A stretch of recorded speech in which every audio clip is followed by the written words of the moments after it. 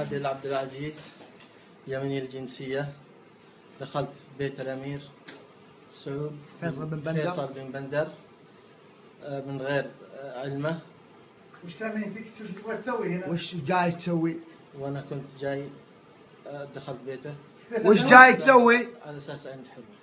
عشان جاي الحرمة. حرمة كنت تسحبها في الواتساب.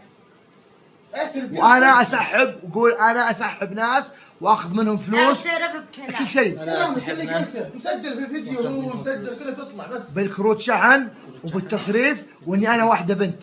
وأنا وحيدة. واتعهد اني انا ما عاد اعيدها. إني ما أعيدها. واذا سويتها مرة ثانية إذا سويتها مرة ثانية لكم الحق تشوفين اي لكم شيء. الحق تقتلوني. وبكرة وبكرة بجيب لكم مبلغ 10,000 ريال. أجيب لكم مبلغ 10,000 ريال. هذه حق تصليح الاشياء اللي توسخت في البيت. تصليح الأشياء اللي توسخت في البيت. وبس عشان نفكر نسامحك. عشان يسامحوني.